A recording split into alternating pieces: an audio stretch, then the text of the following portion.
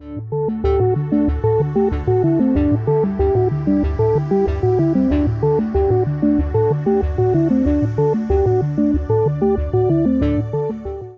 good morning, everyone. My name is Angela Bell. I'm the head of the Division of Research and Policy Analysis at the University System of Georgia.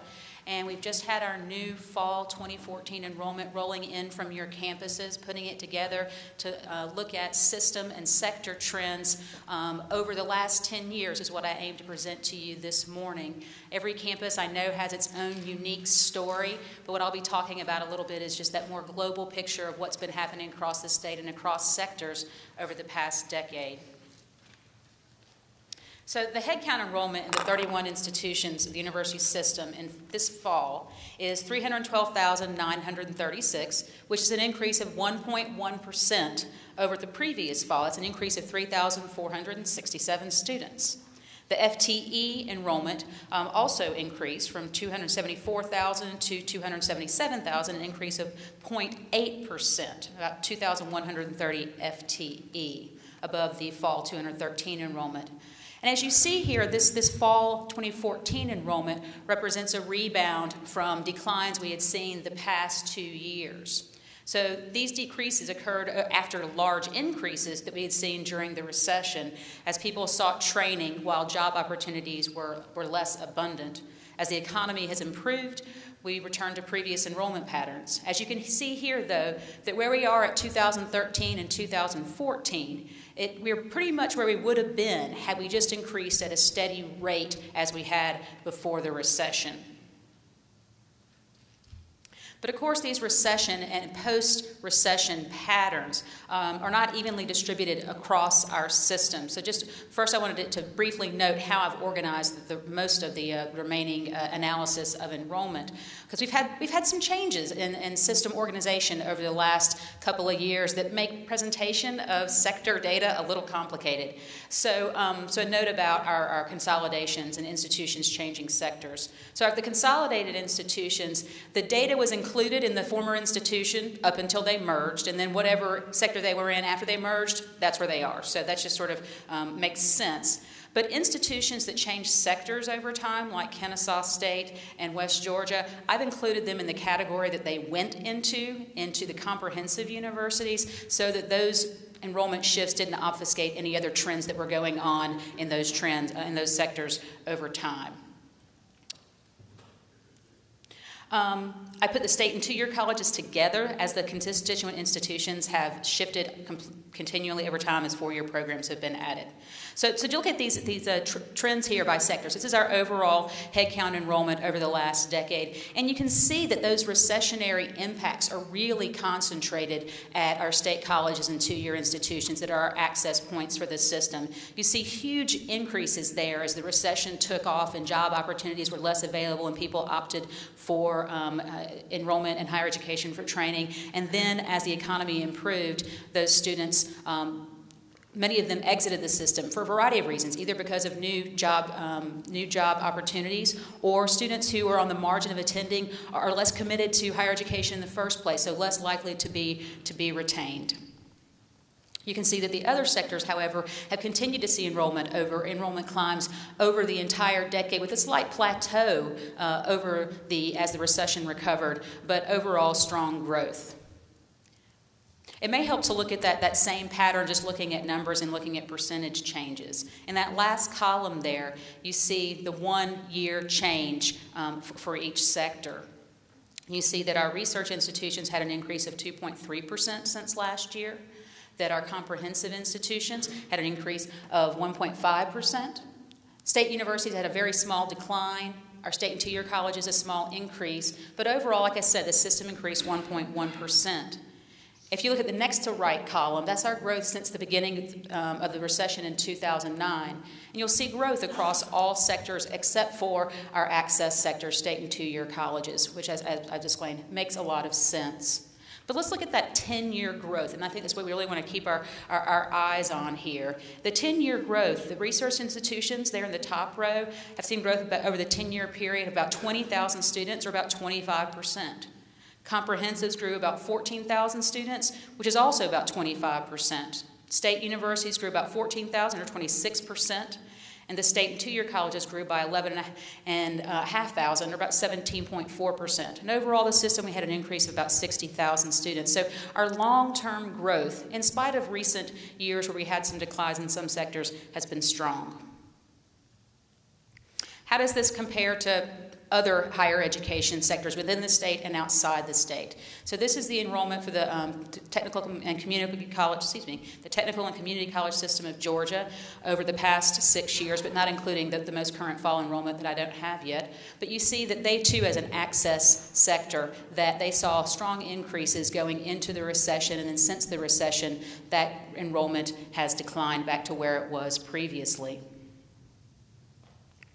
How does it look nationally? And I know you can't really read this. Just let me give you the broad strokes of the trends you are seeing here. So the group of bars, clusters of bars from left to right, the first one is all sectors of higher education. The second is for your public institutions, then for your private nonprofits, then for your for-profits, and then to your publics. And then within each cluster, the individual bars show for fall 2012, spring 2012, fall 2011, spring 2012, fall 2012, and so on up to spring 2014, what the percentage change was over the year previously from that term. And that zero axis going across means no change from the previous year.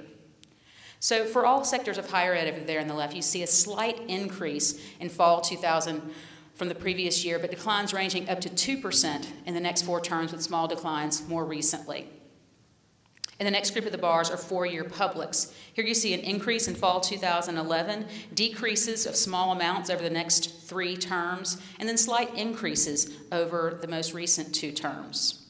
So those things track pretty well with what we've been seeing in the USG. You see for the four-year privates there in the middle, they're the only sector that has actually shown growth throughout the recovery from the recession. The big negative bands are the four-year for-profit sector that has shown huge declines coming out of the recession. These have happened for a number of years. Like, they truly are an access point for a lot of low-income minority students, and they have seen the strongest impacts from the recession. But there's other things going on as well. We saw increased credit restrictions as after the credit issues going into the recession that has strongly affected that sector that is highly reliant on federal financial aid and other borrowing to attend.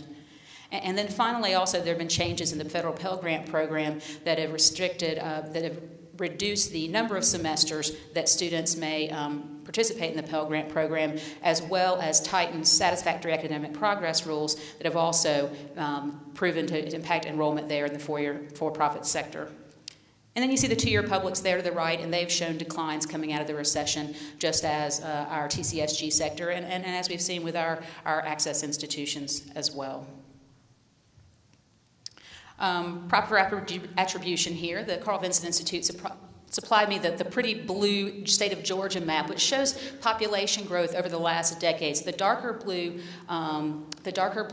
counties are where the growth is occurring in Georgia, while the gray and lighter blue is where there's been slower growth or even declines. And so what I did was I took the enrollment changes from fall 2013 to fall 2014 and for our institutions, and then color-coded the institution names by whether they had growth in green, whether they're about the same, -1 to 1% growth in yellow, and declining enrollment in red. So what you can really see here is another factor in addition to some of these other factors I was talking about, like Pell, like the recession, that is impacting our enrollment, is the population in our state and how that's changing. And Carl Vinson Institute is going to tell you a whole lot more about that in the next section. That's why I don't want to steal too much of their thunder. But you see in general here, down there in the southwest part of the state, where population is declining, that those institutions are affected by that in very real ways. But where you see the dark blue up there in the northern part of the state, and the Atlanta area where we're growing, our institutions are benefiting from that in terms of increased enrollment. So those are things to keep in mind as you look at enrollment shifts across the state. How has the percent of our students enrolling full-time been affected? So the lighter blue at the top is our research universities. Orange is comprehensives, and this is true across all these slides. Gray is the state universities, and yellow is state colleges. The darker blue at the bottom is two-year institutions for the years they existed. And the green bar is the system as a whole. So the system as a whole increased from about 68% full-time up to about 70% during the recession, and has declined a bit since then, down to about 70%. The other sectors show the same pattern, with research universities being just north of 80%, comprehensives being just below that, state universities tracking very closely with the system average around 70. The state and two-year colleges, where you're most likely to have students working while attending, tracked more markedly with the recession and recovery. You see that in the yellow and the blue bars, those increasing percents of full-time, and then declining after the recession. Let's look a little bit at enrollment by student level. So the top bar there is our freshmen. You can see there's where you see the biggest impact of the recession, is new entrants coming in and choosing to go to school, and it's when job opportunities are less available, and then that trend reversing itself after the recession. However, sophomores, juniors, and seniors, the orange, yellow, and gray, maybe small upticks during the recession, but the students are farther along. They're more invested. They've proven themselves and are less likely to leave during a recovering economy. Graduate enrollment, the bottom blue line, increased a little bit during the recession, but has plateaued since then with a slight uptick in 2014. One of the interesting things this fall in the enrollment, in general, I'm not going to talk about institution trends, but Georgia Tech added a new Master's of Science in Computer Science that is really driving that increase in graduate enrollment there. It's an online program, and I'm sure somebody at this Symposium will be talking about how that's affecting our enrollment. First, professional enrollment's been steady without doctors, lawyers, et cetera. These programs are selective and enrollment capped, so we don't see growth there, as you would expect.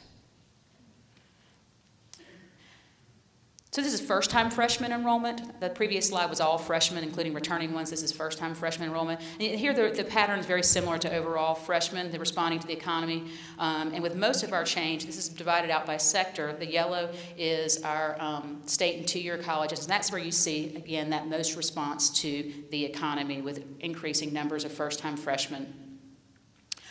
There was slight growth in first-time freshmen across the system this year that was commensurate with growth in the institutions overall. So growth of 1.1% in first-time freshmen, just like overall system enrollment. This is transfer students that are undergraduates. Transfer student patterns have followed similar patterns as the overall student population, with long-term growth over the 10-year period. But recessionary impacts mainly here again at the state and two-year colleges in yellow. And growth during the recession can be from a couple of different directions. We've already talked a little bit about people students returning to higher education as work opportunities aren't available. But there's another type of recessionary impact that occurs as continuing students change institutions to go somewhere less expensive or to an institution closer to their home to make it less expensive. Dual enrollment. This is an interesting trend. We've had huge growth since 2005 from about 2,700 students all the way up to 6,700 with especially large jumps these last couple of years. And what we think is driving this is the new HOPE requirements. So there's a new requirement that's going into effect for students trying to qualify for HOPE this year, that are seniors this year. So students have to qualify for HOPE now, have to take a certain number of academic rigor classes. And that can be things like IB classes, AP classes, but it can also be dual enrollment classes in core subjects. And that goes, like I said, goes into effect for this year's high school seniors. They have to have 2, and the next year seniors have to have 3, and the next year seniors have to have 4. So we're really seeing this uptick in students participating in dual enrollment. And then, of course, another factor affecting our enrollment is retention. So the number of not just students arriving on our campus for the first time, but the ones that we manage to keep on campus. And this is shown here measured as the first-year retention of first-time, full-time students returning to any institution in the state. The system as a whole had an increase this past year for the fall 2013 cohort team retained to fall 2014 up to 80.7% from the 78.5% for the previous cohort. All sectors have seen increases this past year, and of course the more selective institutions having higher retention rates than the less selective institutions. So research institutions increased from 91.5% to 91.9%. Comprehensives 83.2 to 84.3, state universities from 78 to 80.1, and state colleges from 63.8 to 67.2. So I'm sure that there's lots of things going on at your campuses that are making this happen. It'll be exciting to see. Hopefully those will be continuing to climb in future years. There's another interesting thing.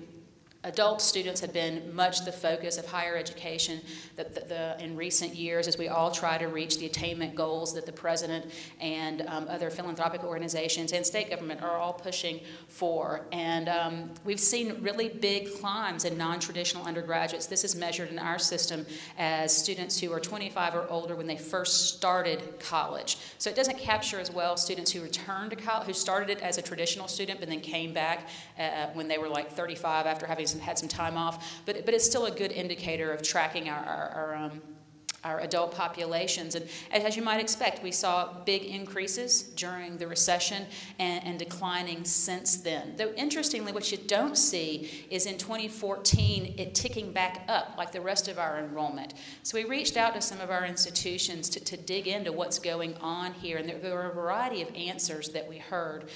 Some is good news in that some institutions have made really marked efforts to get these students through to completion, which reduces your enrollment of them, but that's a good thing. They had a success. But other news isn't so great and ties back to some of those Pell trends that we were talking about. So as the rules are being implemented, as rules are being implemented to limit the number of terms that students can get Pell, that's going to disproportionately affect adult students who've been in our institutions longer. And also the tightening of satisfactory academic progress has an impact across all students, but on this population as well. But with Pell causing this, it just draws attention to lack of affordability issues in general, not just for this population, but all students. Throughout the recession, another trend that tracks with this is as declining state revenues occurred, of course, the state appropriations to our institutions, I don't have to tell you, were reduced, which of course means that higher tuition for our students. So at the same time that you have reduced Pell access, you have increasing institutional costs, and that's a bad combination, particularly for adult students who have other costs that they are trying to shoulder. This will obviously be something we all have to tackle, particularly as we move further into this initiative we're working on with the Go Back, Move Ahead project targeted at our adult students who need to come back to our institutions and finish their degree to realize the potential that they have in the education that they've started. Just looking at that non-traditional enrollment by sector, also again, it's those state and two-year colleges where we see the strongest trend due to the recession around this population. Big uptick in the recession and then back declining and continuing to decline through this year at our two-year colleges, and pretty stable numbers across the 10-year period for the other sectors of institutions. Let's talk a little bit about race and ethnicity. So these only show from 2009 to the present, since the federal categories for race and ethnicity changed in that year, so it makes it hard to track longer time periods real carefully. The bars are 2009 to 2014, going from left to right, with blue at the bottom being our Asian population. This has increased from 6 to 8% across the whole state system. Next in orange are our Black African American population, growing from 26 to 28% of the student body. The gray band are our Hispanic students, growing from 4 to 7% of our students. The large yellow band are white students, declining from 57% down to 53% in 2014. All other groups, as well as students reporting 2 or more races and ethnicities, are in the skinny blue band at the top, increased from 2 to 3%, and the share of unknown students is green, has declined slightly from 4 to 2% over the time period. But of course, the racial distributions across our sectors are not the same. They're quite different, actually. So the top band there is the system as a whole that you just sort of saw in the previous slide. Our state colleges are the second bar down. So this is just for 2014. They have the largest shares of African American Hispanic students in orange and gray. This is our only sector that has a majority minority population. The other sectors will be headed this way. The state universities, the middle bar, also have a strong African American presence. This sector, of course, is home to our African American, our historically black colleges and universities in the state. The comprehensive universities are the sector with the fewest minority students overall, even less than the research universities at the bottom, where there are fewer African Americans than any other sector, but a large Asian population in blue there on the left. So there's just something to think about in terms of the different selectivity of our institutions and how they're differentially serving different populations in our state. And our state population will be changing over time, which the next presentation will talk about. So something important for us to consider as we plan for enrollment management. And of course, this, as I said, they'll be talking more about these changes in population. But if you look at the the population changes since 2000, where the grayish bar is the 2000% of population. The green bar is the 2012% of population. You see that white students are declining as a share of our population overall, as they are as a share of enrollment in our institutions. But all three other populations, Asians, Black, and Hispanic students, are all increasing as a share of Georgia's population. So let's look specifically at Pell, the number of students with Pell in our system, and then the share of those students receiving Pell grants. So we saw large growth in the number of students receiving Pell from 72,000 in 2008 up to 122,000 in 2012, the last year we have information available for. You see big growth 2008 through 2011 as eligibility for Pell was expanded. So they increased the maximum grant amount. When you do that, it also increases the minimum grant amount, so it expands eligibility for the number of students as well as the amounts of those awards. But also students, of course, were more financially constrained in the recession as well. So you see a double impact there, both the economy as well as changing Pell eligibility. So it's not all more poor students when you see those increasing numbers. In 2012, there's actually a decline, largely just due to decline in overall enrollment there. But as we move forward, we will see the effects of tightening Pell eligibility, the tighter satisfactory academic progress rules, et cetera, and the limits in the number of terms that can be received. So moving forward, we will see declines in this number of Pell students, maybe with the growing enrollment and the declining Pell, it may be pretty close to being even, but we won't see the strong growth that we saw 2008 through 2011. You can see the share there. The share of students receiving Pell has also increased, but then backed off in 2012. Of course, a perennial question is what is the right balance in our institutions of in-state versus out-of-state versus international students at public-funded and partially public-funded institutions. Note in this chart is a little misleading because I wanted to be able to discern the differences over time, that this isn't, the blue bars show like virtually 90%. So I'm only showing the top parts of these bars. The blues really would go down to the floor or something like that if they were shown all the way. So the gray bars are our out-of-country enrollment has increased over the 10-year period from 3% to 4%.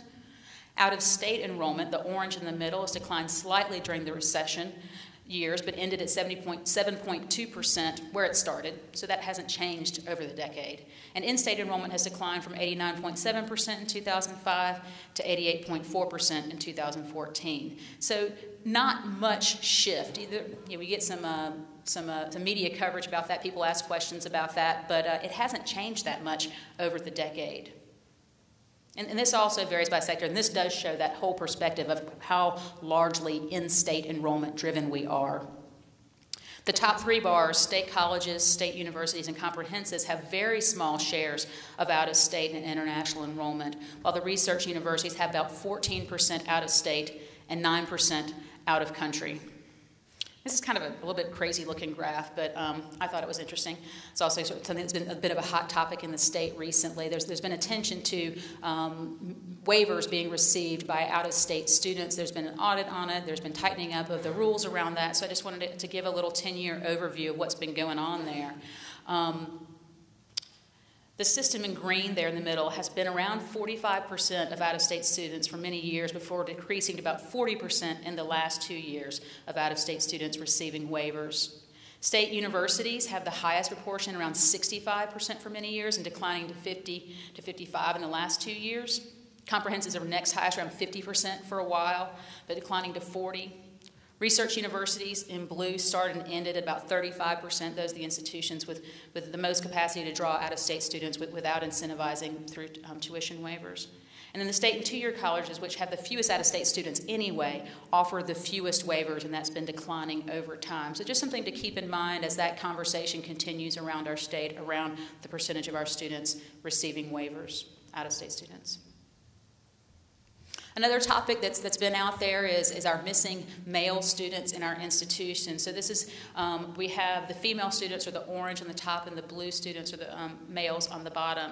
And we've seen increases in both over time as this, of course, as we've increased population in the system as a whole. But maybe what's a little more interesting to look at is what share of enrollment males make up, is how I chose to present it, by sector over the past 10 years. So the percent that is male at research is highest at research universities in blue at the top there, and has stayed consistent over time at about 48%. The percent is next highest at our comprehensive universities in orange, around 42%. The percent at state universities in gray has increased from about 39 to 43%. And the lowest share of males is at state and two-year colleges, but increasing over time from about 37 to 40%. So the system as whole in green has seen a slight increase in share that is male over time. But you don't really see huge, I know there was some discussion during the recession about who was affected more, men, women, but you don't really see that play out to a great extent in our enrollment broken down by gender. So where are we headed from there? That's the end of enrollment onslaught. Where are we headed from here? And the Western Interstate Commission on Higher Education puts out a document every few years called Knocking at the College Door that looks at projections of high school graduates in different states and across the country. And the red there, you can see that the blue on the left is actual high school graduates. It's been increasing pretty dramatically, though plateauing off in the last couple of years. But we're projected to increase still more over the next years through the late 20s. So we should see more high school graduates as potential enrollees in our system institutions. The Carl Vinson Institute has produced enrollment projections for us, and they're currently working on adding in this new fall data to give us updated projections. So these are the ones that we've had since last year. But commensurate with that increasing high school population, overall population increase in the state as a whole, we do expect to see an additional 26,474 students over the coming decade, equaling about 8.6% growth. And of course, thinking about that is earlier, maybe I should have shown this prior to that previous slide, but those WICHE estimates also break it out by race and ethnicity. And you can see here that the blue population is our white population that has plateaued off, increasing recently, but plateauing off and even declining a little bit as we move forward. So these are the number of high school graduates. The green is our Hispanic population continuing to grow for the next couple of decades. The yellow is our African American population, increasing as smaller numbers over the next couple of decades, but growing.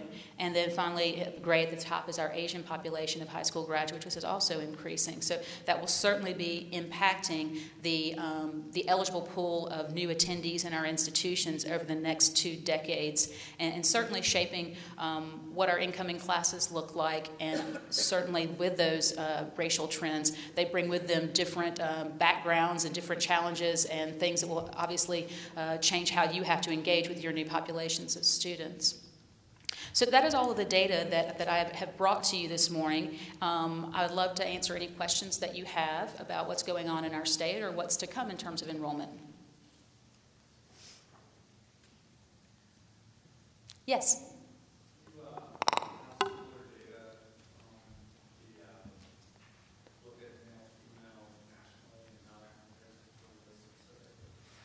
The trends have been similar in that there have been more females in higher education than there have been in males. I haven't looked at it like disaggregated by sector.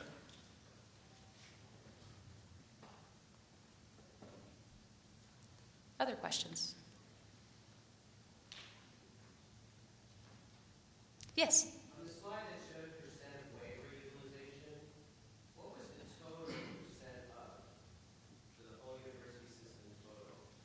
So that's dividing the number of students who received waivers, the number of out-of-state students who received waivers out of the total number of out-of-state students. Mm-hmm. So you can see a fair share of our out-of-state students are receiving waivers. Yes? Question on the WICHE slide. It looked like the actuals were charting at a higher rate than the projected. Mm-hmm.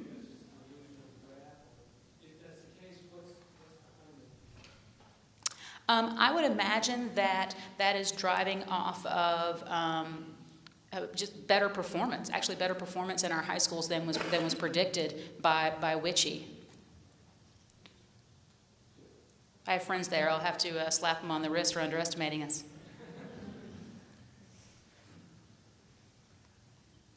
Other questions?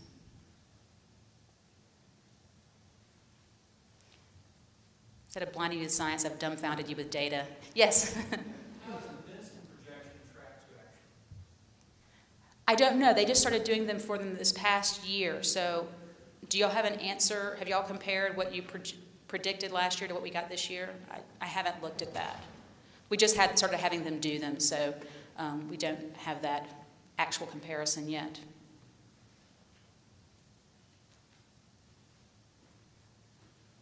Any other questions? Yeah, I also have one about retention. Okay. It looks like it's obviously trending in a positive direction.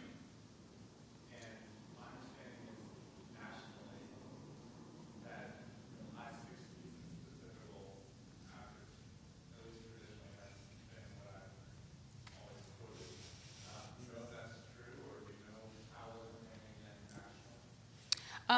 We're doing well nationally on retention. We are, but it's very driven by sector of attendance. And what makes the Georgia data a little skewed higher than national data is because this does not reflect the community college system. So when you look at national indicators of retention, you're going to have technical colleges and two-year colleges. Kind of in every state, it's a little bit different how they organize community colleges versus technical colleges. And because ours are separate and those institutions do tend to have lower retention rates, it makes our numbers look a little bit higher than they might be if we pulled them into our bucket.